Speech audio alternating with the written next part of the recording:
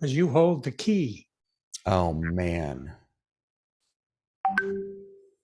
Looks like it already started, so now I should be able to. Yep.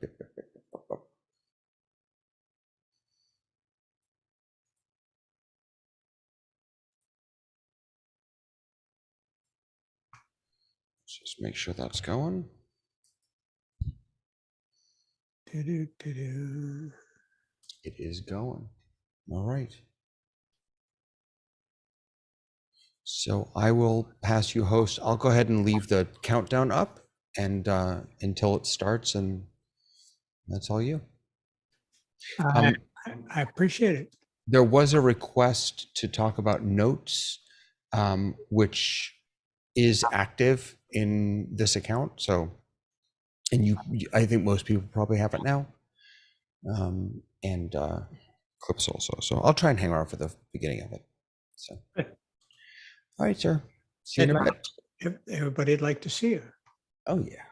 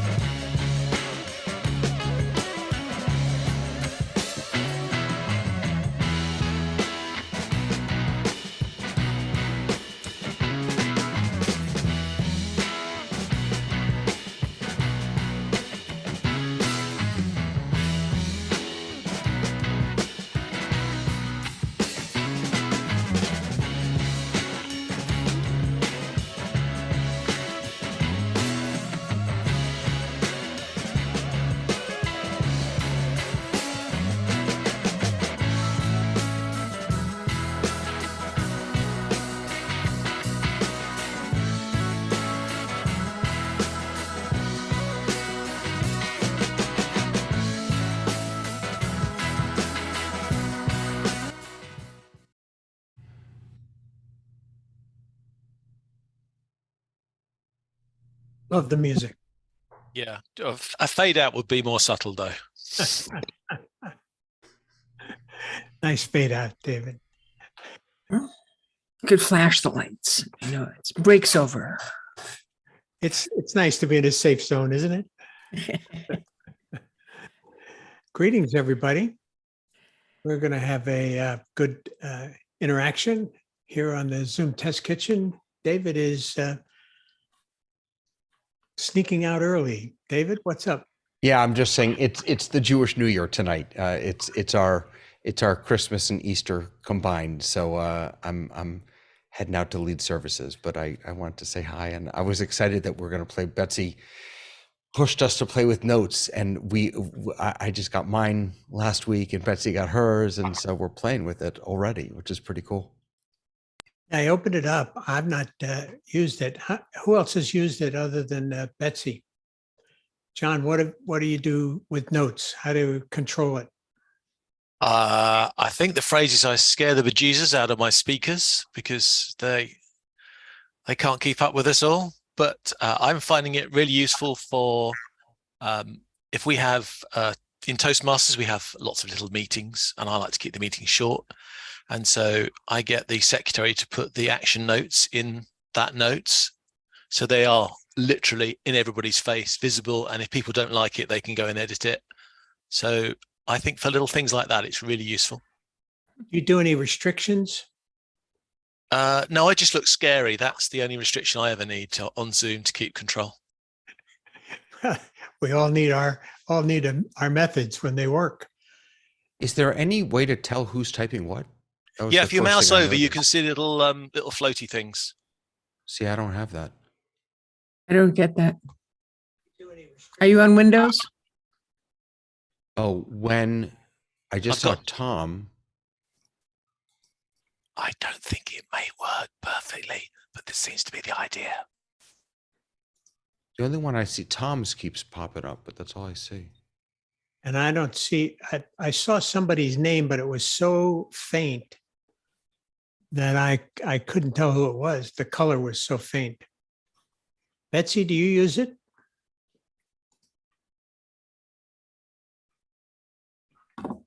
Can't hear you. One of your mic sources is out. Betsy's not speaking to us anymore. Something you said? Yeah, I'm not sure what the mouse over the words really works or what it's supposed to do. I had this mad idea that it was going to tell me who typed things, but it doesn't seem to do that. One thing I will throw in though for you is it seems to be grammarly compatible, which is quite useful for all my misspelling everywhere. Did notice that, and I noticed that Lois has big words, large characters. So that was me. Somebody did that to my. I didn't do that. Sorry, Lois, that was me. I didn't mean to pick on you. Yeah, it's okay. I deleted it. See, that's the power of it. It's considerably different than the chat. Betsy, are you with us? And it does use colors, by the way. You can color code it if you want. No, but right. I was wondering if it color codes it automatically based on who's typing. No, can I ask a question? Controls the top.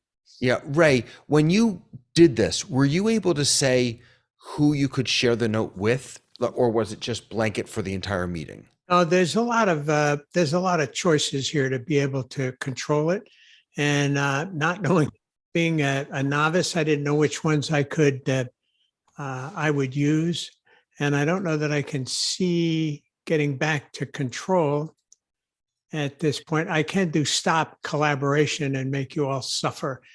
Well, then they can come and do mine because I've got one out there too.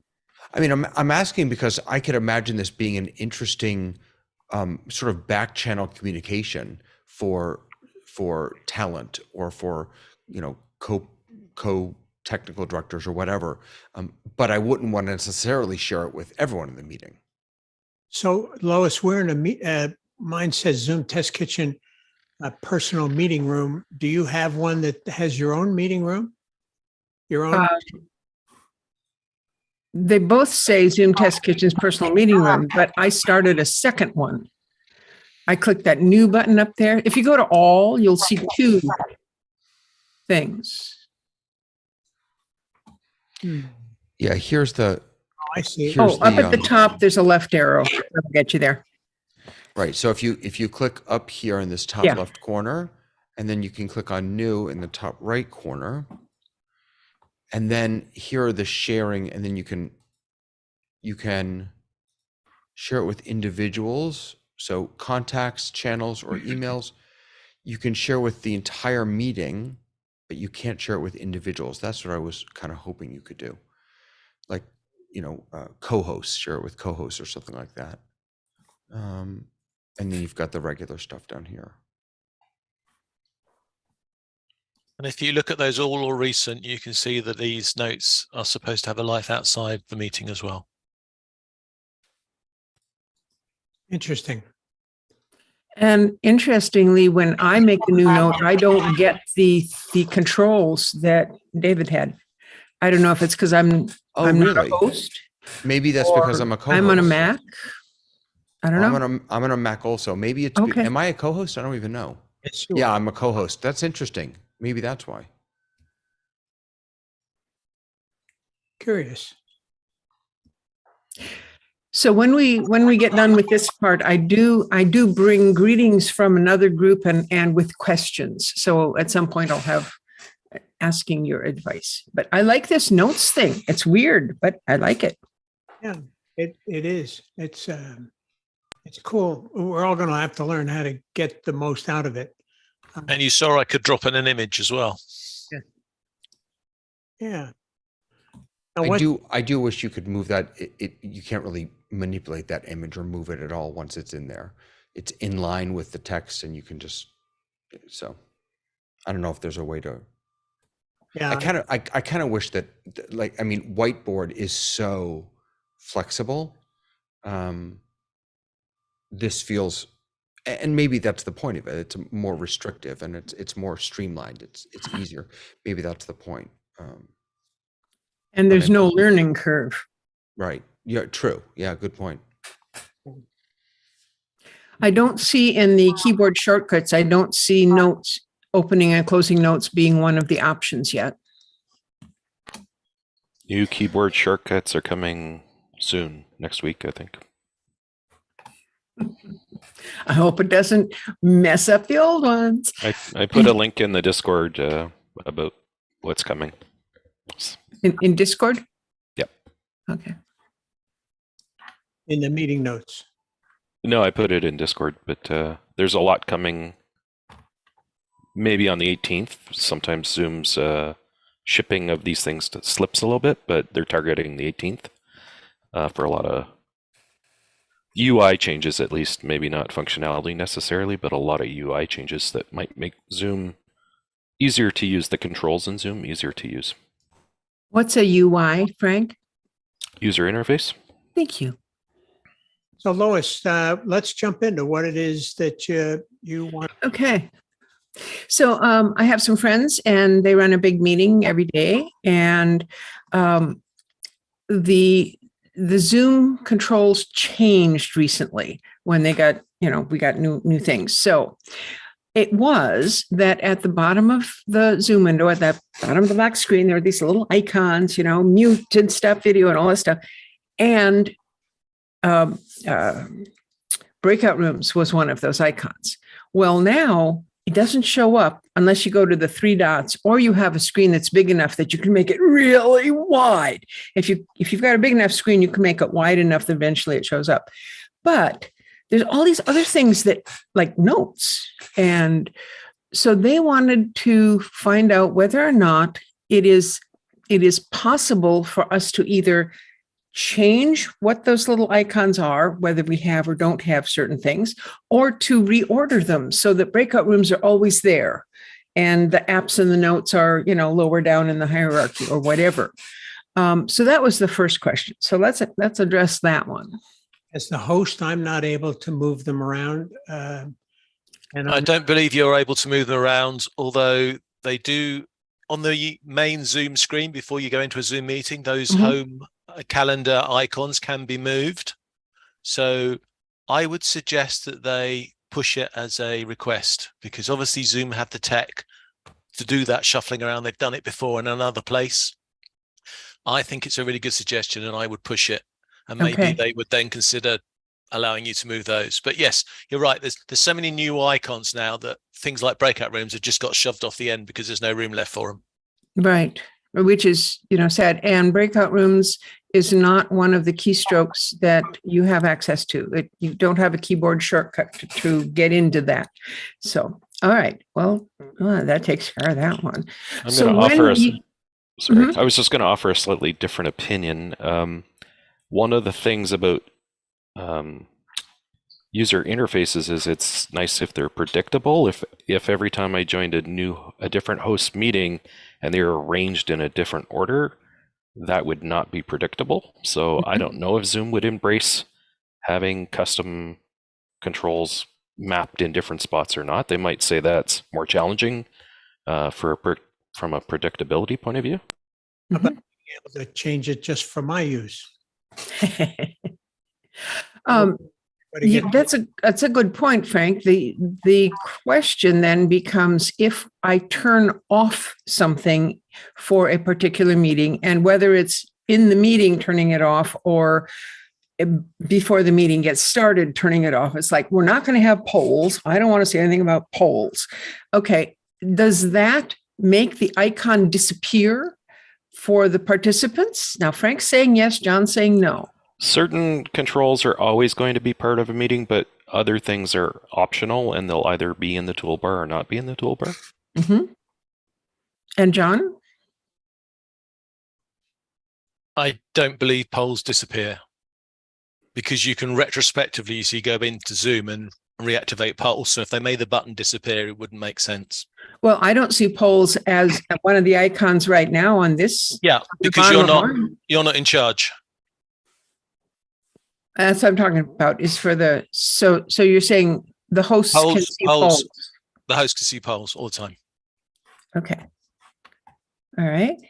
And then in security, there are more items automatically checked than the tech has to uncheck some of them, which are noted above, and set the meeting timers, etc. These are not items to be unchecked in the past. And so the security question is, I don't have a security shield because I'm not a host. Can you make those things checked or unchecked before the meeting gets started? Are those things that you can have set up that way before the meeting starts? Can't remember every single one, but most of them are options when you create the meeting. Okay. So there's quite a lot of things that you can do when you create the meeting. All right. And then the final question is... I'm a very big user of meeting templates for that reason. So Good. I have a meeting template, so I know exactly what the settings are rather than have to go around and forget to do the right things. Right. Well, this meeting, once it gets set, it's not going to change for a couple of years, probably. And then for the captioning, is Zoom set so that individuals cannot download the captions? The meeting owner decides whether or not you can download their captions when they create the meeting. And that also relies on the global settings of the entire account. So if you have an organization and everyone's on the same license, the Zoom owner, Zoom administrator decides first of all, and then if the Zoom administrator allows it, then the meeting owner also has a say whether or not they're going to allow it. Okay. And the closed captioning is the same thing as view full transcript, correct? The transcript is the recording. Same engine, but slightly different, I think. I mean, so when they're saying, can an individual download the closed captioning, I would translate that to say, can I download the full transcript? Because that's the transcript of what got said, right? Well, they're two different things. Captions are a different file format than a transcript. A transcript is like less than a caption. Captions have timestamps that the server uses to sync video to the text that shows up when you play back a video for the closed captioning. That's a different file format than the transcript, but they're both based off the same back-end process. So I know how to save a full transcript. How does one do anything with closed captioning other than read it on your screen? I think you could download it from the Zoom cloud. Can you download the SRT or DMX or whatever format from the cloud? I can't remember. I don't know what you're talking about, so I'm not the those right are one to ask. those are captioning formats. There's probably 10 popular captioning file formats. SRT is one of the most popular. When you say in the cloud, you're talking about Zoom cloud meeting recording? hosts. Zoom recordings Zoom can be cloud quoted. recording. Yeah, Okay, got it. That's where the transcripts, not the transcripts, the captions originate from, and those are also used to build the transcripts. Transcripts have a lot of things that captions wouldn't have, like the timestamps. So the transcripts are sort of like a child of the captions. Okay. And Tom? I'm looking at the at least what I can see as a host. I have lots of choices for color and various other things for captions.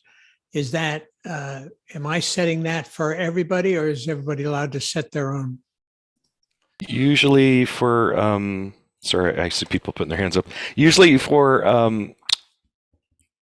ADA in the States and AODA in Canada, you let the users pick their own colors because everyone might have different disabilities. So I might be red colorblind and you might be green colorblind. So usually you let people who need captions pick the font and the color and things themselves that meets their needs. So you imposing it on all of us would be bad if we all had different disabilities. Mm-hmm. It's in the accessibility section in settings. Yes. So every user, And it's quite flexible. If you have Ray, could you open that up and just share it on the screen, maybe? I will give that a try. Let me see here. so every user can change what the appearance for their captions are just by clicking the little caret there and then choosing subtitle settings. Oops, no, I do not want to enable Russian AI captions. Sorry. In that case, Privyet, Tom. Yeah. So with the captions, whether you go with a live captioner or with the AI captions, if you pull up view full transcript, then at the immediate end of the meeting, you can pull down, if you've enabled the AI captions, there's a button to click where you can download a text file that is an AI generated transcript. Then after the recording is finished processing, you can download one of two different formats for the captions after the fact. If you have in your settings for Zoom, enable live transcription, it will actually do a post transcription. So essentially retranscribing the recording and make that available for you to download from the recordings section of your account. Then there's also a downloadable subtitle file. And there are a couple of different formats for subtitle files. Without going too far into the weeds here, there is just a clean or a .txt or a text file that has the time code for everything. Some systems will read that. There's something that's called a SRT, which I believe stands for like sub-rip text file. That's right. And that is an industry standard for a long time that was used for DVDs, for Blu-ray, for other existing video formats to time the captions to the video, also for uploading to the web. But there's also a new file format, which is what Zoom uses, which is called VTT. VTT, which is it's interesting that one Variable time text or something. Yeah, variable time text, and you can change that. you can download that file and change VTT to TXT, and you can actually read that file as a plain text file. How? So it's just kind of interesting, all these different ways that you can pull down the information in the various formats. So SRT is very old. It's, you know, in the history of web video, you couldn't really change the color, the opacity, the font. VTT allows newer modern web technologies so that users can say, I have more than one disability. I need this color font. I need this kind of opacity. I need these sort of things because I also have vision issues. So VTT is a superior format for people with disabilities because it allows them to customize the captions to their own personal needs. And that's what's happening in these meetings. And that's why you can change the color and the opacity because you may have different disabilities than someone else or be differently abled than someone else. How I finally got my computer had to be restarted. So I have a question about transcripts, because when I'm in all my meetings with people, if they don't turn it on, they don't get the whole thing. So for pro accounts, is there a way that I can provide as the host the transcript after? Like without having to turn it on at the beginning and remember that, because if you forget, then you've just missed it all. So it's kind of like turning on a recording. Is there an automatic turn on the transcript? Does anybody know where that setting is? I pro. believe For pro. I believe if you enable in the recording section to always provide a post transcript. Okay. Pop For in pro. one of my Zoom accounts here. I will too. I'll look at that. Yeah, you may be able to set the recording to only record the transcripts and not record a recording, if you get what I mean. So you could have that as a default. And just in passing, don't forget there are other apps available within Zoom that do reading, like read.ai, I think is one of them. True. I just used that for a meeting last night. I was pretty surprised at the depth and variety of information Read AI gave. In fact, it was so much, I don't know that I've had a chance to digest all of it. Has anybody else used that function? No. I also had a question for you, Ray, since you're in the host seat today, I take it. I am indeed. I was playing around with the AI companion, and I guess, again, forgive me if you talked about this while I was fixing my computer. But the AI companion, not the meeting summary, not that one, but the new one, the AI companion. I was testing it with my club on Monday, and I noticed that it's only for the host. Is that what everybody else sees? That it's only the host control for AI companion? Frank knows all these answers. Don't know that one, sir. Don't know that. Very new. I don't have access to it on my account.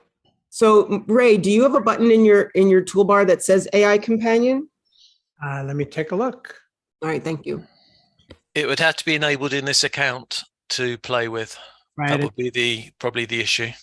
Right. And this is David's account. And he's gone for holiday. Breakout room, start focus, notes, whiteboards. I have apps, but that's just that string of apps on the side, which is annoying me. So I'd love to, maybe next week we'll do that. I was surprised. I mean, again, these things roll out, and unless Frank sends me the admin user guide. Like, do you have that one for me? I don't, but it's on the Zoom support site. Okay, I'll go search for that. The AI companion is it's a sidebar panel, just like where the transcript appears and the chat appears. And it was only for me. As the host, I was the only one who had it. I made somebody a co-host. It did not give them the button. And in my sidebar, it had buttons that said, has my name been mentioned? And then AI would do a little bit, like for 10 seconds, and then it would come back and tell me if my name was mentioned. There was a please catch me up. So then it would give me an AI generated narrative as to, and then there was a action tasks, like this is what has been decided will take place after the meeting has ended. Now, if I'm the host, I'm most likely paying attention, but I guess that's going to help me if it's taking notes for me in a sense, just as the host. So that's something I was asking the room to see if anybody had played with it. Yeah, Lois? I haven't played with it, but the question to you is, do you think that you are seeing that because you own the meeting, you're that kind of host, rather than because you have claimed host in this particular meeting? Because it sounds like things that it would apply more to the owner of the meeting. Do you know? I don't know for sure, Lois, but that's my gut feeling as well, that as the owner of the account running the meeting, that I had that button. And that's what Monday was. I run the meeting every Monday for my tech club, but I had made somebody a co-host and it didn't give them the button. I didn't let somebody claim host. I didn't try that one. Yeah. I sort of got the impression that users, like participants, would be getting access to some of this, because I think Catch Me Up was one of the examples I saw where you could join a meeting late and get caught up, and that if you're the host, you're probably not going to be the one who's late. A participant would be late, right? Here, hold on. The host might come in later having someone else as a meeting host until they arrived. I think it's all I think going to evolve. I had people. Oh, sorry. The issue is it's an app, and that means you're going to have to go through the process of allowing the app in your account, and then you need to activate it. Now, I've just looked at Read, for instance, and Read seems to suggest that if I got a Read account, I can share it with the host. So that suggests that I can put it into this meeting, even though I'm not the account host. But a lot of the apps, you've got to go through some sort of allowing and declining process. And the users are likely to have to do that as well. I have activated apps on my account here, and the other accounts I have, the other users I have in my account on the other computers I have, all have to go through the process of being authorized in some way. The Zoom marketplace. Yep. Yeah, a lot of organizations control what apps are allowed or not allowed. My organization, we allow very few marketplace apps due to privacy and security concerns. They have to go through a testing validation process. So, I mean, if you own your own Zoom account, you can authorize every marketplace app you want, but a lot of other institutions and businesses are going to be a lot more conservative about that approach. The reason for that is a lot of the third-party marketplace apps collect data, and they're not bound directly by a standard that Zoom sets. They set their own, and you agree to the terms of service for every marketplace app you agree to. Some of them capture data about who's in the meeting and other things, and they, when you agree, if you read the terms of service, which most people don't, they have things like, we'll keep the information in perpetuity, we might sell the information, we might do other things with the information. So marketplace apps are very useful, but you should really read what they're doing with your data before you allow them into your meetings. And and just the AI companion that I'm mentioning is not in the app marketplace. It's a native Zoom feature in your settings. And yes. And I believe, actually, I read somewhere recently that I just mentioned meeting summary, but this actually replaces it. So the meeting summary that they had come out with, remember, it was like a trial. I think we talked about it maybe last week or the week before. And now that has been replaced with this AI companion, which is available for everyone, every paid account, that is. So it's just always, I want to provide the instruction for people, and I'm always feel like I'm at a loss to really know it thoroughly, the functionality. So that's why I always turn to the Zoom Test Kitchen, always. So, here. Tom has a couple of notes in the chat that perhaps are about this. Tom, they're too small for me to read. What were the notes? Tom, are you still here? He's talking. Yeah, go ahead. I just put in the notes instructions on how to turn on the transcribe automatically for any meeting that has been recorded. So from the start of recording to end of recording, it'll transcribe after the meeting has ended. And the recording will be available before the transcription will. So if you get an email that says a recording is now complete, then it will, you can, see the recording, but that transcription file, you'll get like a secondary email later on that will say when that's available. That's because they're processed usually on two different servers. Usually the video gets processed first, and then the that video is used to to a different server that does a different process. So there's a delay. Robert made a note in the chat also that all the apps in the sidebar are user-centric, meaning that each participant can turn them on or off. But I imagine there's also some restrictions in some organizations that don't allow those. Definitely. One thing I'll say just to clean things up is Zoom has gone to great lengths in the last month to talk about what they're going to do with AI data, and they've been very transparent. There was a bit of a stumble, I think, at the beginning that sent a panic through the Zoom community, but Zoom's promised that, if you can go read it for yourself, but basically they're not going to use things like voice or video or chat data for any nefarious purposes. They're going to, it's going to be pretty sanitized. And I want to thank you for answering all my questions, and I'm done asking questions. So let's move on to whoever's next. Lois, I was glad that we were able to get to your questions early instead of pushing it later. And so that felt good from where I sit. I don't get to control that very often. So we do have a subject that I'd like to address.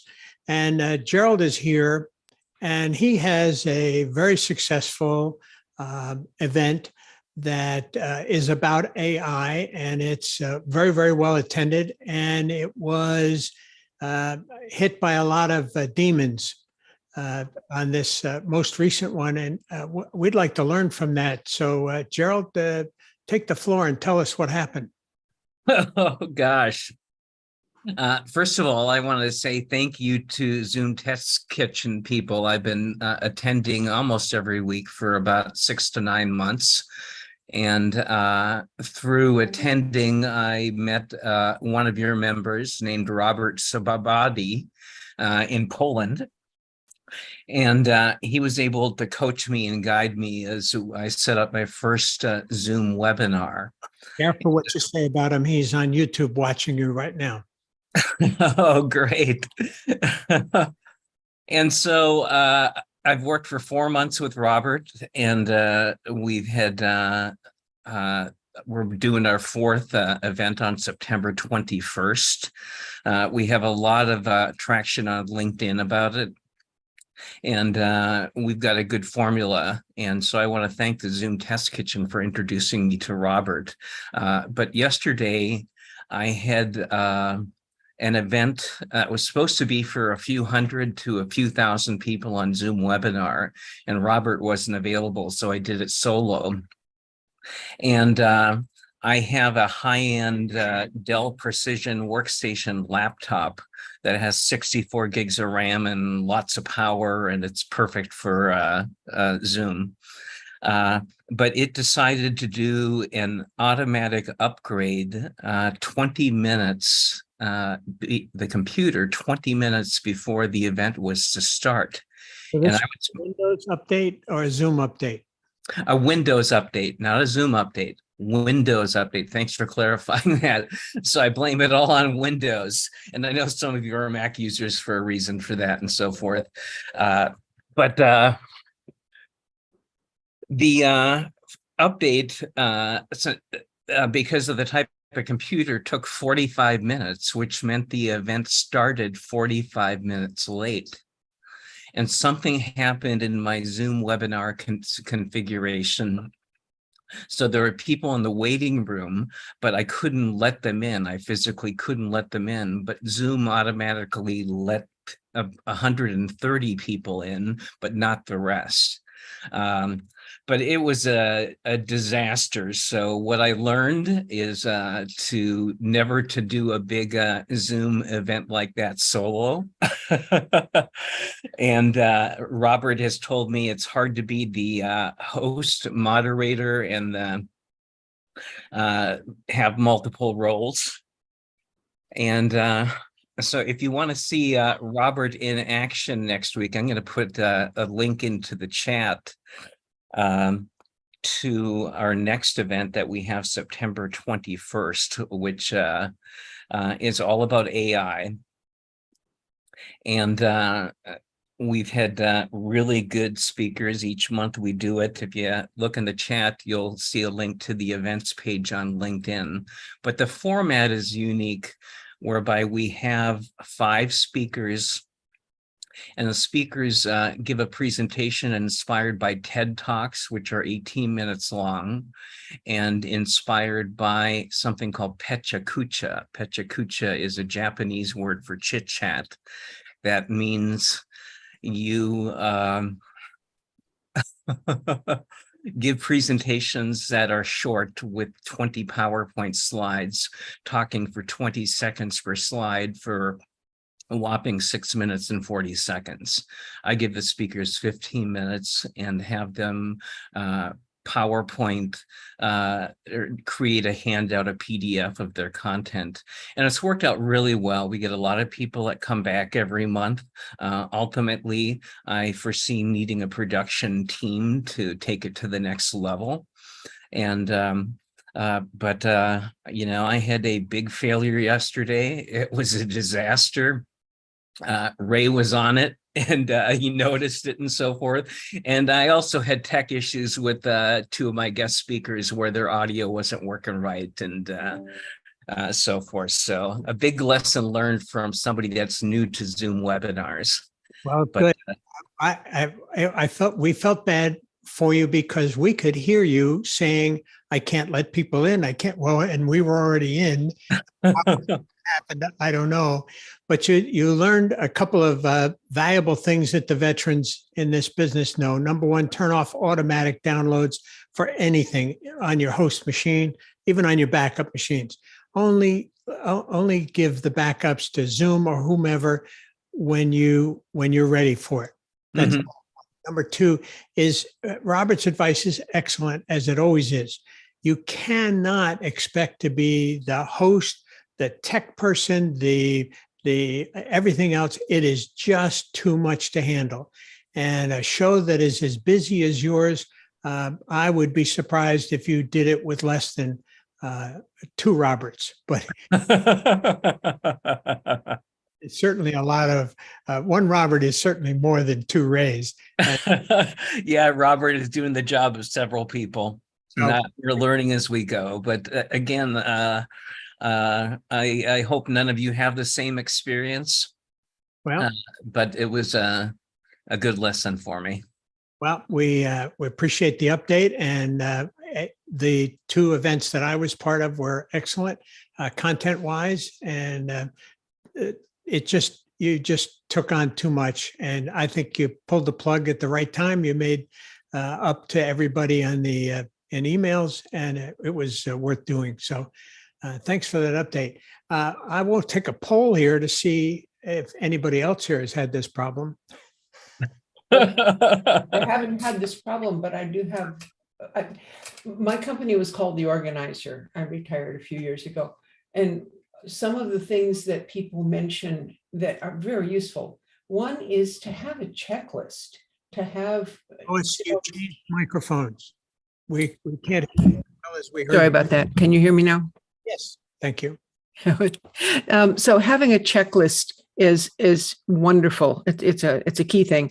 And the other one is always get into your own meeting with at least 2 computers, so that if anything goes on with the one, you can use the other one to take care of business with. And I'm curious as to how many assistants one would have. People here think one would have. So if you have 100 people, you got 2 assistants. If you got 1,000 people, you got 3. It's a webinar, so it really doesn't matter how many people are in the audience. So what's your thoughts on that? I see Betsy doing a lot of this. Well, yeah, I support a lot of people who do meetings, not webinars. And in the real estate community, in continuing education classes, they have to monitor everyone who is present, so that you only get credit if you are on camera. So and in your seat. So the helpers, moderators, assistants, producers, whatever you want to call them, not, you know, the technical level or expertise is not what we see here when we say a producer. I see all the producers in here.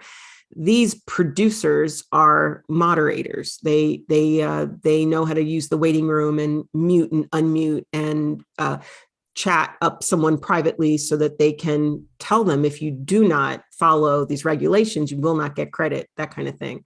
And so I've heard people who say that they have, for every, you know, every screen full, so a meeting that has, you know, 1,000 people, every 50 people is going to have a producer. So now that varies from time to time, but because you can have as many co-hosts, you can have unlimited co-hosts.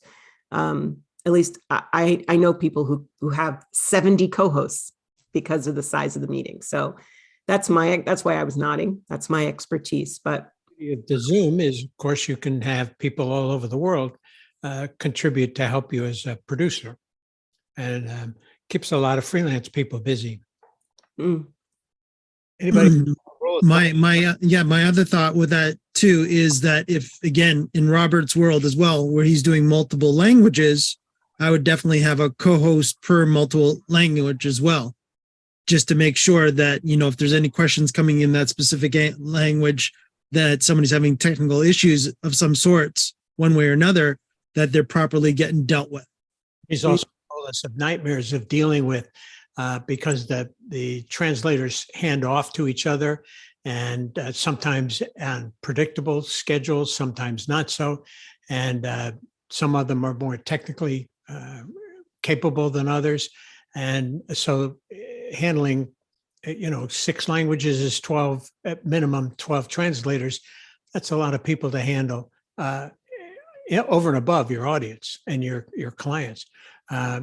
Robert on YouTube says, in webinars, I usually have one assistant for every 5 speakers, plus the Zoom technical host, plus one support person for every 250 attendees when there is interpretation involved. I would have said that, but Robert says it so much better. He's watching on YouTube, and Mike's doing a good job of bringing over those comments. So those of you watching on YouTube, if you've got a question, we'll do the best we can to have you jump in and see if we can participate. But we have a very lively panel here with lots of experience. So let's get back to the panel. John, how do you use assistants? I don't. I'm a glutton for punishment. I am the exception. I am definitely the exception. I have 6 computers here. If I'm running a meeting, I will have, quite often, I haven't used Production Studio. I've had a separate green room for all my speakers. So they're in a completely different Zoom room, which means I've got total control over them. There will be 2 computers looking after that, one main, one backup. There'll be 2 computers in the main room. One will be the stage, and that's where all the interesting things will be there. I have usually 3, maybe 4 Stream Decks programs. So I've got one, so when people put their hands up, I can call them all up in line. I have a lot of tech supporting me. And I have a very old but very famous iPad, which is a visitor. It's a guest on the meeting. It's running Wi-Fi, which means it's actually 10 to 15 seconds behind, which is useful because it means I've got like a 15-second behind echo of what the audience is seeing. So if things go wrong, I will know that they're not hearing what I expect them to hear because I'm not hearing anything from that, or the screen hasn't changed and they're not seeing what I want them to see. And I've even been stupid enough last week that I actually was the contest chair for a Toastmasters speaking contest, and I was the Zoom master, and I had to organize breakout rooms at the same time because the speakers had to be pulled in from the breakout rooms one by one to do their speeches. They weren't allowed to hear each other. So yes, I am definitely the exception, but even in my masterful state, I always have 2 devices for every single function. What other software do you use? Peripheral software or hardware do you use? I use Companion. If I'm doing a presentation myself, I use OBS because I've got a lot of OBS tools. I've got an OBS tool that allows you to have all the guests around the screen, which is quite neat. So I have an OBS set up if I'm going to be a presenter and I want a good level of interaction with the guys. If I'm doing productions for other people, I use vMix because I've created all the tools separately on there, and it's a separate computer as well. So I have a vMix computer, which would be the stage, and that will get the feeds in from everyone.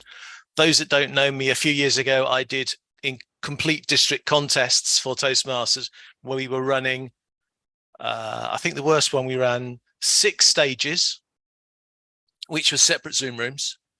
Each stage had events coming in from other Zoom rooms. So there would be a stage, but it would be run by 3 different Zoom accounts taking over at different times.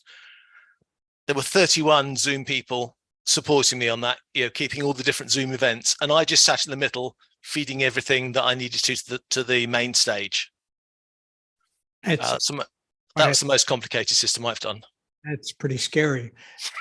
Tamara puts in a note, says, like John, I have a wish list of people and have managed tech teams as large as 20, departmentalized with production assistants and stage managers for each area.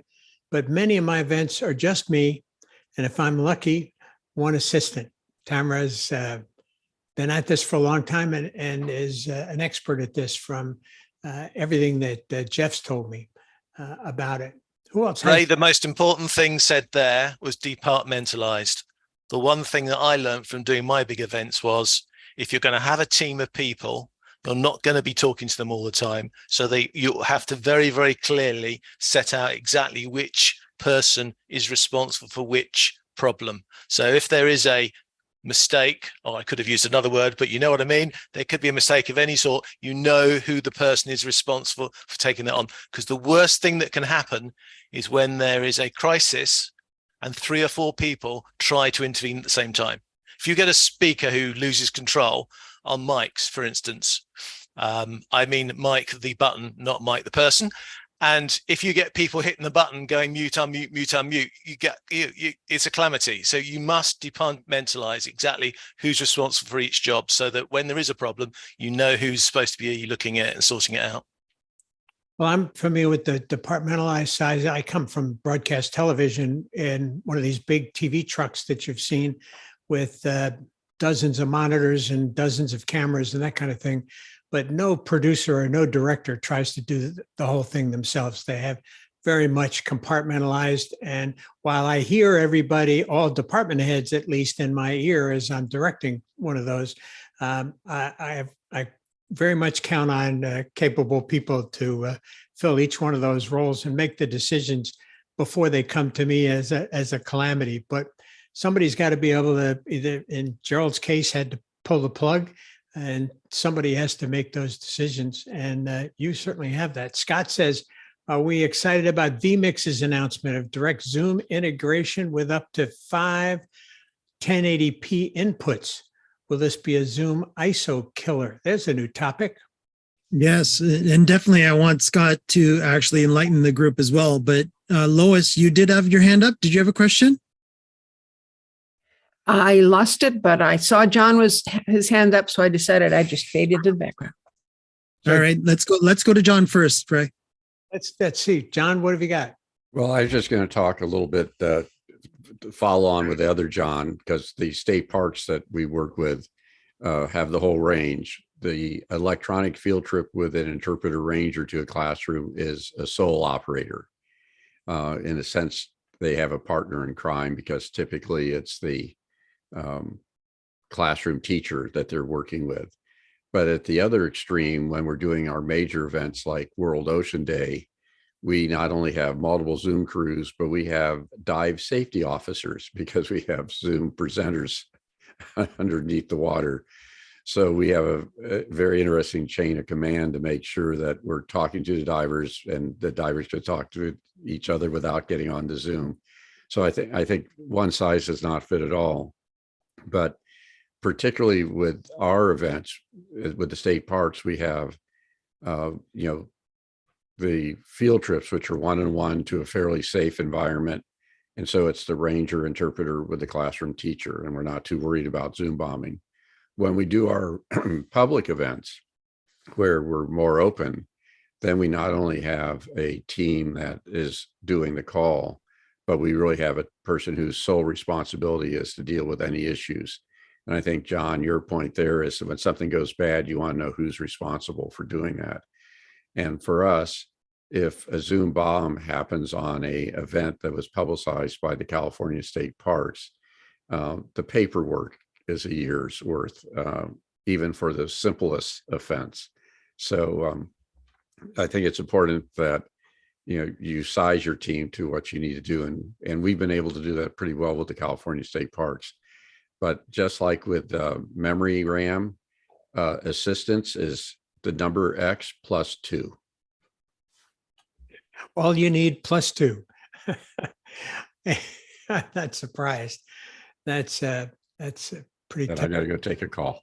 The other thing that I'm that we often forget about is if you're going to engage the audience with chat, you definitely, especially if it's multi-language, need to have people moderate the chat before it's presented to whoever's hosting, or even presented to the audience. So curating chat is something that, especially in high volume events, is a big chore. And I don't know how.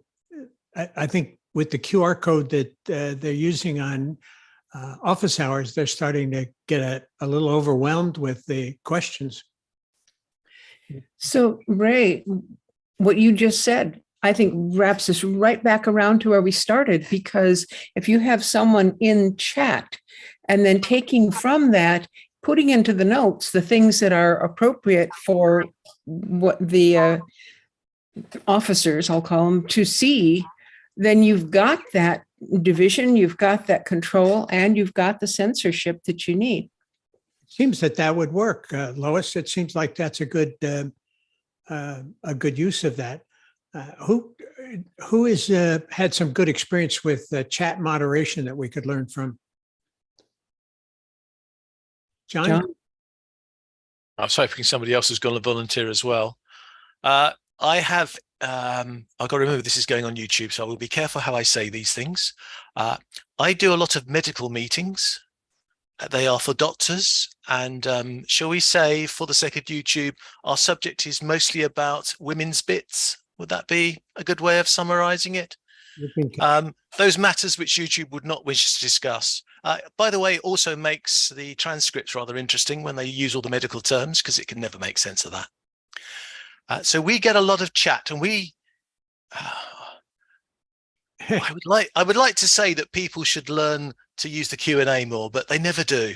The Q&A does make things much, much easier because it's got control. But unfortunately, most of our people are not going to be, they are doctors, so they're not going to be experts on Zoom. They probably don't have Zoom meetings every week like us. And therefore, I tend to pull a bit like they've done at Zoomtopia. I tend to use a web app to pull the chat out, and then I highlight the ones that I want. In other words, the ones that are questions, not the comments about, I can't hear you and all those sort of things. And I try and filter those out, and then they become a separate list, which then goes to the host of the meeting or the chairman of the meeting, because it's usually a medical group. So there'll be a chairman or chairperson, chairwoman, who will then get just that list of questions.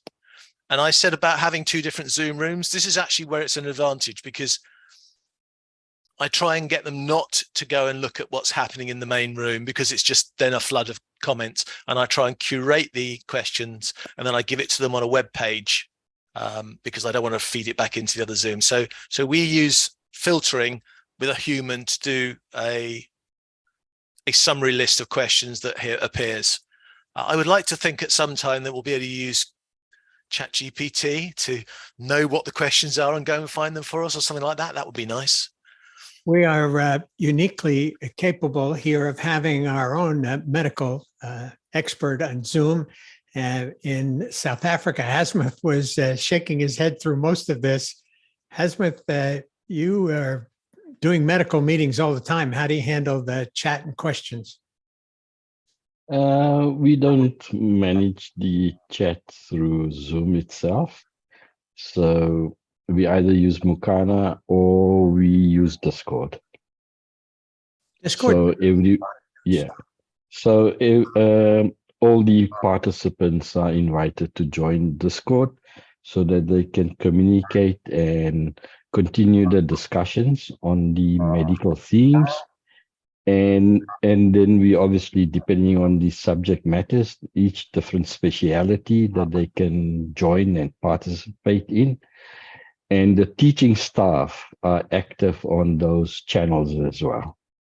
So you would have different channels within the Zoom, within the Discord, so that they keep the disciplines together. Is that what you're? Yeah. So each discipline, like cardiology, hematology, neurology, each one has a channel. Everybody has access to the same channels, but the neurologist will monitor the neurology channel and respond to any questions. This is before, during, and after the event. Discord I've seen Discord being used very successfully in that for people that don't have access to Mukana. Thanks, Hasmuth. We're glad you're back safe from your world tour of Europe and back home. So I jumped the gun a little earlier talking about vMix and whether it's going to be an ISO killer. John Drinkwater jumped in real quick and says that the Mac Zoom cuts is also a big change. Who's got some thoughts about what this is going to do to ZoomISO? Well, go ahead, John. I'm going to say this one thing. I'm going to shut up. I promise. I think what's interesting is we have a fight now between some really good stuff happening on a Windows PC, which can't really run on a Mac properly. And we've got some really good, interesting things happening on a Mac PC, which hasn't been translated onto a PC. And as I've just had to spend $3,000 on both models, I'm sitting pretty at the moment, and I actually feel justified. But it's going to be very interesting times, I think, is the phrase I want to leave you with. Mike had a comment about something that's going to be announced at IBC today. Yeah. So basically, what Scott put in the Zoom chat, and I'm not sure if I put it on YouTube as of yet, but I will. Basically, it was announced from the actual booth, vMix booth at IBC this afternoon, their time, that they will be integrating in version 27. If you are a vMix user, upcoming vMix 27 will have the Zoom capabilities, and it looks to be equivalent to being able to do 5, as John put it in there. I'm still looking at that. Let me just get my notes here. It's going to be, 5 1080p inputs are going to be. Now, again, I always have a caveat in vMix as vMix users. Be very, very careful because vMix already is quite resource intensive. So definitely make sure that if you are truly bringing in Zoom 5 feeds with Zoom 1080p, you also have that overhead on that PC that is also running vMix to handle. That would be my only caveat. I have not played it with it yet. There is no beta version of 27 that I have found as of yet in vMix's site as of looking at it within the last few minutes since Scott let us know about this. So that's the info that I have at this time.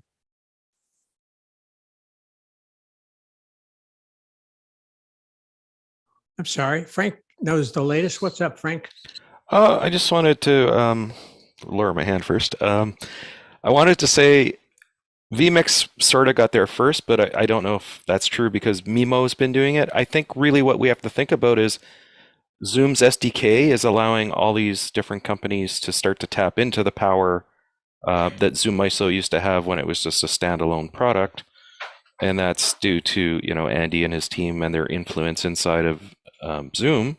I imagine Wirecast and other competitors could code this way too if they want to bring this functionality in. So, for Mac users, Mimo is pretty cool. Windows users have vMix, and probably other products will start to embrace this too, right? Yeah. So just to give Frank an update, it was released a little while ago. I believe that was at NEB that Andy actually did mention Wirecast is to integrate the Zoom functionality into their product. Again, I've tested the latest version of Wirecast and it was not in there. And that was a few months ago. Sure. I think the important focus is that the Zoom SDK is evolving and getting more approachable for different companies to wrap into and to tie into and make these new abilities a lot easier than it used to be with pinning farms and stuff 2 years ago, right? Yes, absolutely. Especially on the PC side.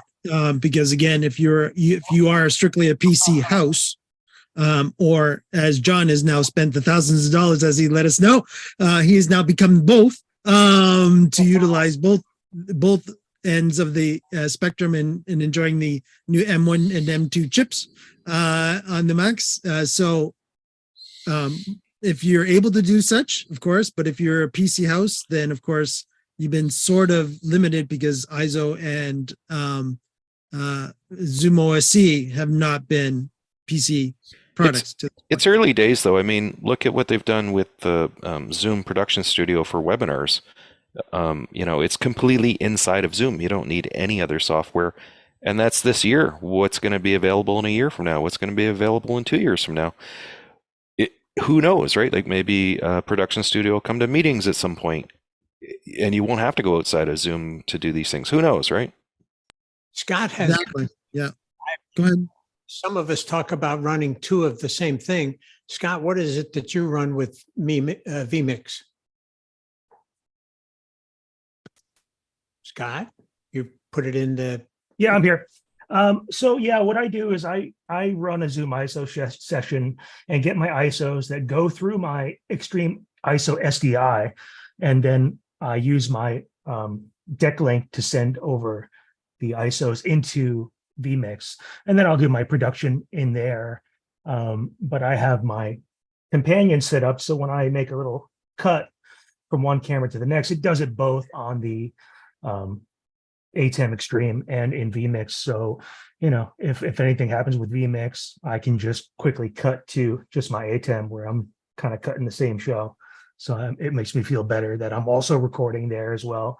So I'll record both in the Extreme ISO and in vMix, which I generally use the ISOs from my Extreme, but I kind of just run the recording on vMix as a backup.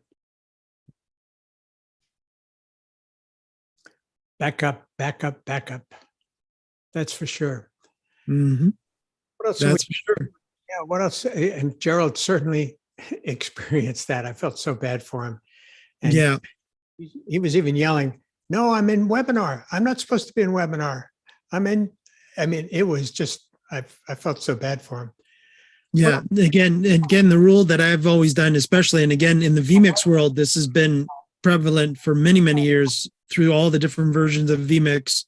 And it gets to the point now that actually vMix, I can't remember which version, actually the main programmer actually added the functionality of basically if vMix basically disables Windows Update on purpose as soon as it's started, so that it will, if Windows decides that it's going to update while vMix is open, it actually won't allow that happen anymore.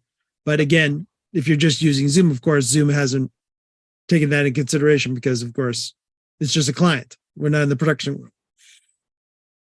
What else have we got to talk about, folks? I didn't come with an agenda. Oh, there's lots.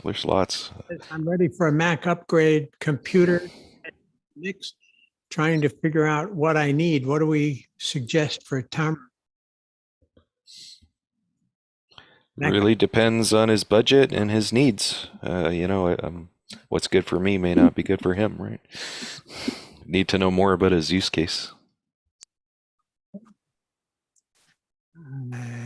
Okay. Is appropriate, I guess, for anybody. What's the next thing you guys want to talk about? Hey, can I jump in real quick, Ray? This is David. We knew that. Of course you can jump in. It's your event. Hey, yeah, no, it's not my event by any stretch. Sorry, I'm in the car, stuck in rain on the way home. I just want to say about the vMix thing that somebody asked something like this, like that question in Discord, and Andy actually responded, and it was a really interesting response. And that was that this isn't a ZoomISO killer at all, except that the goal is sort of to kill ZoomISO, because the goal is to get Zoom integrated into everything else. And so the long term, down the road, ZoomISO will be used for those edge cases where Zoom isn't natively integrated into all these other tools, or as Frank said, we don't even need the other tools anymore because we're able to just do it all in Zoom. But I don't think it's a ZoomISO killer at all. I think that just like Cuts is a preview of what's to come in Zoom, I think ISO is a preview of what's to come in other production tools. It's not a surprise. They leak things in and test them out, I guess. And I think we've seen that happen as they've tested something and then they've moved it into the mainstream. There's going to be a lot of that introduced at Zoomtopia, which is October 3rd and 4th. I know that we're going to be involved in promoting the IV device is going to be featured at Zoomtopia. We're pretty excited about that. What else is going to come and surprise us? By the way, Ray, I'm gonna open the Zoom test kitchen so that we can watch together, anyone who wants to, for a second-year experience. Wonderful. That's a great idea. Frank, what else? What are we going to be surprised at? Help us. Well, I don't know any surprises that I can talk about for Zoomtopia, but there's a lot happening this weekend. I got a couple of emails about web server maintenance, backend. That usually means they're changing things on the servers, and I think you'll see next week. I put a link in Discord, in the Zoom Test Kitchen Discord. There's quite a bit of cool stuff coming. Some of it's more tinkering than new functionality. For example, the annotation. They're changing how the annotation interface looks and the layout and stuff, so it's easier to use, right? So that's one of the new things we'll see next week. We can talk about it next Friday.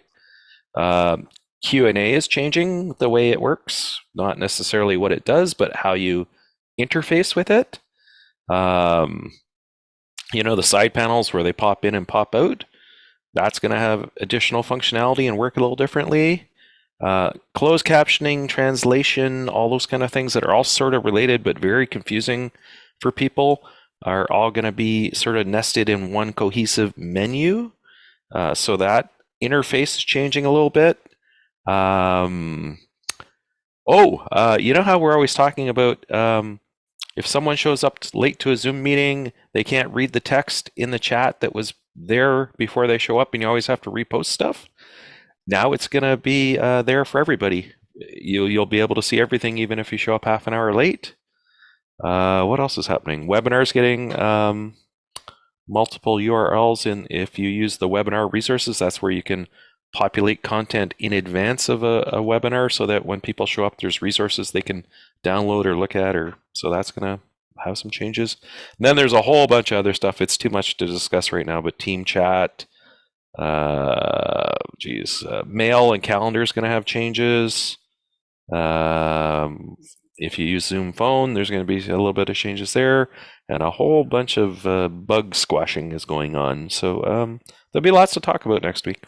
When you have the responsibility for such a large Zoom base of users, when all this hits all at once, how do you handle that? Then getting that information out and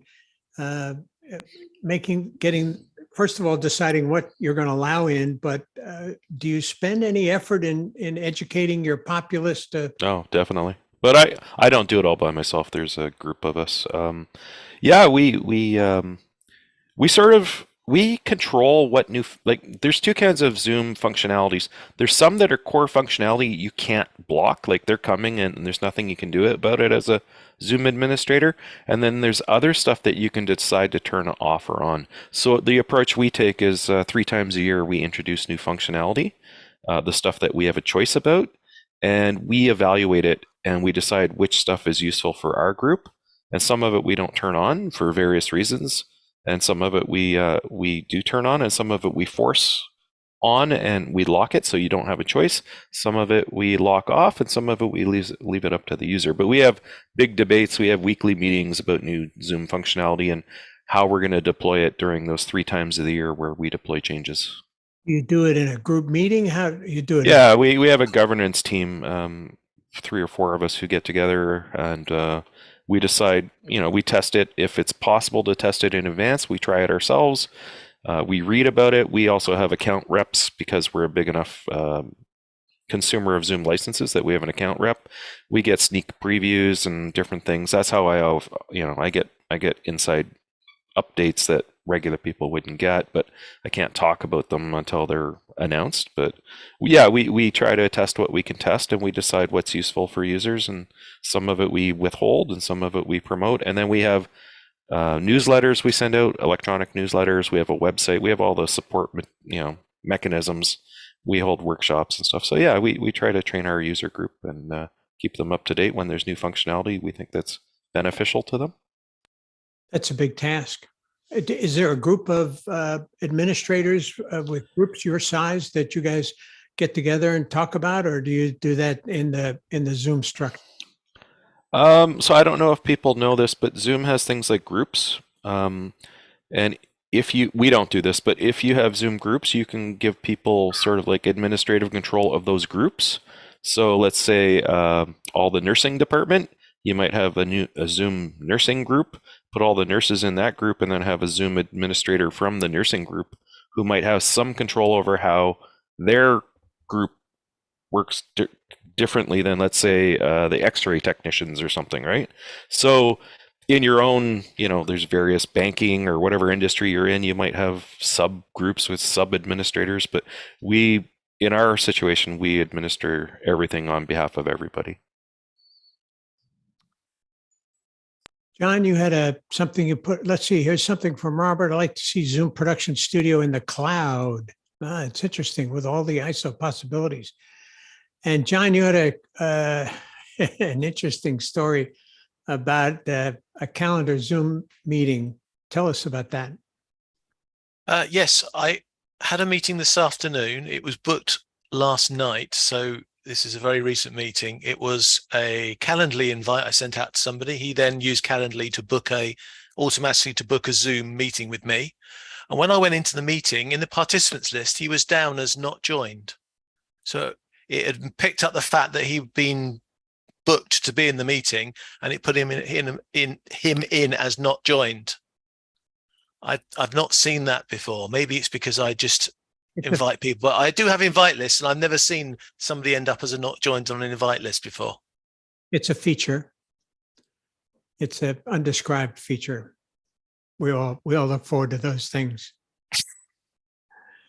What else is up for discussion, folks? You all use it considerably more than I do. My function is principally training presenters in simple eye-to-eye contact and how to be more persuasive using this technology. I had a great experience this last week. A young fellow who was recommended by a fellow after-hours group, early 20s, and he had to make a presentation for the first time. He was scared to death.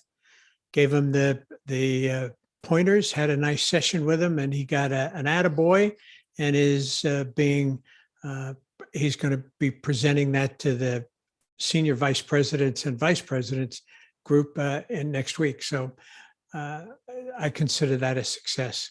That's the extent that and that's how I'm involved with the Ivy, just as a device to help people make eye contact and be more feature, but I don't get involved in the extra technology. This is as far as I need to go. Who else has got something that was a great list, by the way, Frank, thank you. Who else has something we want to talk about? We don't need to run this string any longer than necessary. Anything new, Mike, on YouTube questions? Yes, not.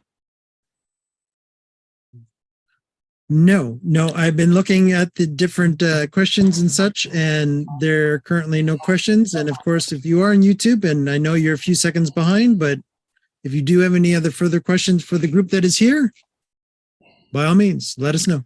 There's also some comments in the Zoom chat if anybody wants to pick up on those. What struck your attention?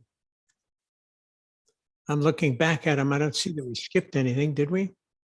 Scott said, I'd love to hear more about your talent prep process. I always struggle with traveling faculty and the inconsistency of their internet connections, cameras, and mic. Yeah, that is a tough thing to control. So, I don't think it's a secret. I've mentioned in the past, I work in higher education.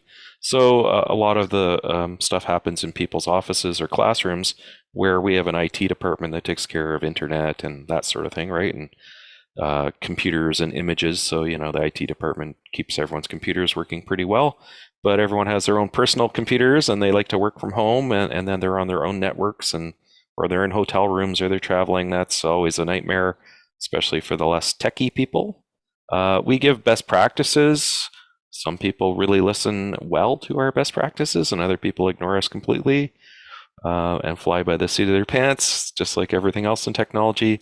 And you get various outcomes depending on what they do. If you're going to try and connect to really terrible Wi-Fi, you're probably not going to have a great Zoom experience. And I'll be quiet because I see David's back. Go ahead, David. Well, no, you don't have to be quiet. I just wanted to follow up on what you were saying. No, go. Your time is limited, so I want to make sure you get in there. No. I just wanted to share that what you're describing is, being aware of audio, being aware of being on a wired connection. We live in such a bubble. I had a teacher who was meeting with, this is not a higher education teacher, it's a teacher who was going to be tutoring a child, and she called me right before the session. She said, "Can you remind me how to screen share?" And I thought to myself, holy moly, how do you not know how to screen share? So then I asked a bunch of my other teachers, and none of them had any idea how to do it either. The 99% of the world does not know how to do this well. And the truth is, most of them don't need to do it well. But for those who do, for those who really want to use this in business, or as Ray, as you were saying, for persuasive reasons or presentations, these little things really matter. And I don't know how to, not let people fly by the seat of their pants, but everyone's doing that. I start from a place of respect. A lot of times I know more than the person with the PhD about Zoom, but I'm not a chemist, I'm not an engineer, I'm not a biophysicist. Just because I know something about Zoom doesn't mean that they don't have an important story or message to impart to other people. I'm just trying to facilitate them. I'm there to help people, and they're the experts who have incredible things to share with the world. My job's to help them not have to worry so much about the technology and to be able to do what they're trying to do. So I try to be humble, and I try to understand their needs and their limitations. You can be brilliant in one aspect of life and be, not as good at other parts. So respect and understanding goes a long way when you're doing tech support. Absolutely. And like you said, when there is an IT department who's able to give that support, there's just nothing better in the world. I'm dealing with a bunch of folks who are their own IT department, or, they call me and I'm the worst possible IT department. And so, and Zoom can't make it any easier, right? I mean, Zoom has done everything to lower the bar while not dumbing down the product. It's just like anything in life, we don't pay attention to something until we actually need it, and it becomes vital in our lives. And so while it was vital for a couple of years, I think everyone felt relatively comfortable in Zoom, and oh, how quickly we forget those skills. Well, I get engaged with people who are having trouble communicating. And the group that I'm working with the most with now is telemed, where we have doctors that are looking everywhere else. They're not paying attention. And the patient is disconnected when you're not looking at them. When you're looking at them, this is where you're best. And I try to engage people to understand that this is not a telephone call. You're on TV. Consider that the advantage of the Zoom. And if you don't use that advantage, you're missing out, and you're probably losing out to the distractions that everybody else has around them. That's why people are willing to invest in their doctors, lawyers, their professors to learn how to do it better. And fortunately, it's been a good gig for me for a long time. One of the things I like about Zoom, but I understand other people don't, is Zoom's got a lot of flexibility, but for some people that's paralyzing because there's too much you can do with it, and it's overwhelming. When I use Teams, I feel very constrained, and I get invited to Google Meet meetings and stuff, and I find it very simplistic, and maybe that's an advantage for a lot of people. For me, I feel like my hands are tied and I can't do many of the very cool things that Zoom allows us to do, but I understand for other people, maybe it's overwhelming, maybe there's too many features, maybe there's, so everyone's coming from a different place, right, with technology. I just want to jump back to something that Ray said, because it was so resonant, Ray, about the doctor. I tried telehealth with a therapist a couple years ago, and I'll never forget, lovely gentleman, lovely person. But when he came on the Zoom, it wasn't Zoom, I don't know what they use. When he came on, I could see from his nose up, essentially. And it was so off-putting that I couldn't see him clearly, that it wasn't clear that he could see me clearly. It was just so uncomfortable that I just gave up on telehealth. For that one situation, boy, does it make a difference. Boy, does it matter if this is, especially if this is your profession, if you're using these tools in your profession. There are groups in the medical group that are starting to take more seriously the eye-to-eye communication, better sound, getting the doctor in a space that's more conducive. And in corporate world, we've now discovered that there's all these open offices with low walls between them. A lot of them are setting up separate soundproof booths where people can schedule and go in and have a meeting. And that's where we hope that Ivy will be a centerpiece, because once you sit in front of this, you have no choice but to be engaged. It's almost a magnet, if you will, of your attention, because you're looking right at the person you're talking to, and there's no other place to look. So it's fun to present it, and people's eyes open right away, because there's so much distraction. And this does it some cases. Frank, I'd like to give you one of these that you could put on your camera. So that, because looking at this little tiny camera is not intuitive. And with all these faces and everything in front of you, that's where people are going to look. And it's a hard habit to break, but it can be broken with training and with some dedication. That I have examples on my website of dozens and dozens of people that have no idea what's behind them. I have a friend who modeled his office after a famous person and has two nice big pictures behind him. And I looked at it and said, well, it's a nice office, but why don't you look at what it looks like when you sit down on camera and you've got two bug ears on you? he never saw it, and he'd been doing Zooming with that or whatever they do with that behind him, and it's cray cray. Makes me nuts that people aren't even looking at themselves. Everything you said is true, and I break every rule that I know, but when I teach other people, I tell them the proper stuff, and I know. And it's interesting. This is my dining room. I took it over during the pandemic, and my wife's been gracious enough to let me sit in the dining room. I had, a big back screen, and I had everything set up perfectly, but as time has gone on and I've returned to work, I'm indulging in some bad habits. But I mean, I think a lot of people relate to what I'm saying, but also should listen to you. Everything you say is completely valid. And I think it's opened up a lot of job opportunities for coaching, for mentoring, for technical support that didn't exist maybe 5-10 years ago. You had to go to a television studio.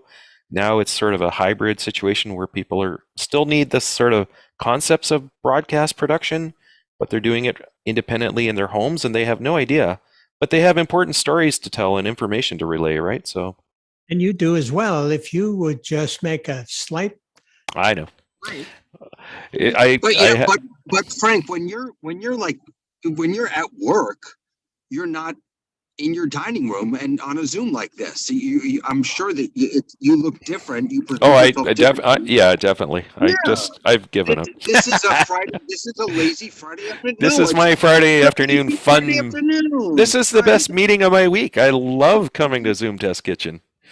And it doesn't have to be formal here. There's no reason for any of us to stress out about that. But I think most people live in that all the time. And maybe what we need to stop doing is maybe we just stop saying that you always need to show up. I have this thing now that, and it's office hours fault, but and somewhat Ray's fault also. Now that I know that I can look good on a Zoom in my studio, I hate showing up to Zooms when I'm not there. And maybe we need to stop telling people that you always need to do this or that or the other thing. You don't always need to, but when you are presenting, when you are teaching, when you're leading, when you're whatever, that's when it becomes really vital and important. When we get into the comments of most people, Scott jumped in with a most people. What is it, Scott? I surprised him again. Yeah, I find, I think the everyday person on Zoom never ever hears what their mic sounds like because they never hear themselves, because the mix minus in Zoom, you just don't hear yourself ever. So when people have like an SM7 USB mic, they lean off like here, and then it's just gone, and they don't know because they don't hear themselves. So, I try to get them to use the headphone jack on that microphone that has, a no latency version of their voice they can mix in there so they can hear when they go off mic, because otherwise they don't know. I find side tone for people who haven't been in broadcasting really screws them up, and they aren't able to articulate anymore because now they're hearing themselves, and it's a skill you have to develop, right? Yeah, they're distracted too often. But the Aunt John mentioned the thing to do is to encourage people to do the sound test and the video test just before you join a Zoom meeting. There's always that opportunity to hit and test your mic and to test your camera, and be critical about what you see and hear, and don't join the meeting until you get a sense that you're doing a good job. Tamara liked that. Tamara, we appreciate that. It's a little tweak that I do, but every time before I join the Zoom Test Kitchen all the time, I will actually, again, in our waiting room, if you come early enough, you can there is a way to test your audio and video that way. Or what I usually do is I will come into the meeting and I'll actually go into the bottom where you actually have your audio, start video and audio, and actually go into the audio and video settings. And there I can actually tweak what I'm going to look like, make sure I'm okay. When I do hit start video, this is what I'm going to look like. Audio, this is what I'm going to sound like, because I've already done my mic test through the audio test system in the Zoom client. And then I know all is good. And just a friendly suggestion. Point to your camera, please. Mike, point to your camera. That's not where you're looking. You're looking down. And now you're muted so that you can't yell at me. Yeah. No, You what know I'm what? saying is I'm working on that next. It'll be in my next studio setup, but right now because my camera is above my monitor. So, but I'm also worried about everything else that Ray's not doing too. So I'm not going to pick on him for that either. When I try to You know explain to people that if you want a telephone call, you could look anywhere you want.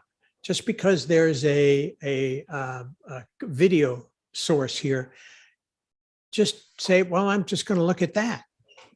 And when You know what's interesting, Ray, is about the video component of this, is that we live in such a vain world, and yet people don't care what they look like on Zoom. It's so interesting. You'd think you're correct. Absolutely. it's interesting because I remember when I first did a meeting in Meet, I think it was Meet, and someone correct me if I'm wrong, in Zoom, unless you toggle it off, you see yourself. You show up in the grid. In Google Meet, I don't think you do, or at least not as large as everyone else is, or at least in my experience when I used it once that I didn't. And I actually really liked that. I liked not having myself be so present, but at first, but then as the meeting went on, and I wanted to be more aware of what I was presenting, how I was showing myself, I missed having it there. But boy, to live in such a vain world, and for people just to really, as you were mentioning, not care. Here's my Hall of Fame, if you will, of people who aren't paying attention. This fellow, of course, was talking to congressmen for 8 hours and senators, and never looked up at the audience at home that was watching, and neither did any of the other people that were participating. And so the hundreds of millions of people that wanted to know what they were talking about, they were someplace else. This fellow was the guy with the two pictures. It looked perfect as an office. This guy put a picture right in the middle of his head. This fella is an executive with a major hotel chain. And he says, I know you can't see me, but I want people to know that I'm connected with the lobby in our hotel. This is a guy who just could care less. He thinks he's on a phone call. This guy's in his basement and the lights is crazy and has no idea what he looks like. And of course, our favorite is the Zoom virtual background, and that should be avoided at all costs. I wonder what this lady thinks about Flying Nun. That's pretty much her image. And this one's got a bar across her head. So the Zoom process, people continue to ignore, and I try to help them be the best one in that picture. Sorry, Ray. We've all got revenge on you because you just let a system sound come through your microphone. And I'm sorry, at the level you're working, that is a faux pas too far. It is indeed. But it's very interesting you say that because I'm connected to a lot of community of creators, and there's been a big push by those creators to build their stage. You might notice that it's really dark behind me now because I built my stage around the back there as well. There's been a lot of emphasis in building a stage and having something in the foreground to give the depth of the picture, and having something in the background, and then getting a camera to blur out the background so you can't read all the titles of the books that might be on the bookcase, and exactly what do you have and the lights that you have. And yes, I'm using my mum's old standard lamp here on purpose to put a thing to give depth. There's been a lot of push on that in the last year, which is great, and I hope it catches on to other people, because I put my camera off because I'm vain and I look at myself all the time. Well, and I love Toastmasters with virtual backgrounds who are doing all this gesticulation and their arms are disappearing every 3 seconds because they've got a bad virtual background setting in their laptop. Well, I find it even further, and that is when it comes to PowerPoint and what have you. There's that with the John Idelson explained that the little circle, little circle in the bottom is what is called the shower drain image where all the crap goes down into that corner. Don't hide yourself when you're going to show graphics. There's no reason why you can't look like that and show your graphics. I don't get it. And the graphics need to be, your eye contact needs to continue while you're showing graphics. I fight the battle all the time. You're fighting the good battle, and I respect everything you're saying. Well, I enjoy. In fact, I enjoy it because I've been doing it for over 30 years with corporate executives on a stage in front of 800 of their peers or bosses and bosses. And most of these people that come up as product managers in a corporate environment, they were never taught how to present. They don't know anything about PowerPoint or Keynote, and yet it comes with their computer. So I guess I'm going to make my own PowerPoints. And then they end up putting more stuff up on the screen, and they turn around and say, I know you're not going to be able to read this, but I'm going to read it to you anyway. These are all skills that people think they have because they've got a camera, they've got PowerPoint, they got a computer, and like Gerald, heck, I can run a complicated meeting and be successful. He doesn't know I picked on him. What else have we got, folks? This has been very, very enlightening today. We appreciate David jumping back in and helping us occasionally. Who's got something to offer? Going once? Well, I think the YouTube people have contributed well today, and we do appreciate it. We do repeat this every Friday at 3 o'clock Eastern Time in the United States time zone. And we're also on YouTube that you can go back and check anytime. My great thanks to all of the participants that are still here and those that have come and gone. And to David for continuing what Jeff started for 3 years of this very important interaction. Any final words from anybody? Otherwise, I'll pull the plug. Show up next week. There'll be lots to talk about, and really wish people would do more in Discord, in the Zoom Test Kitchen Discord. Good suggestion. Good suggestion.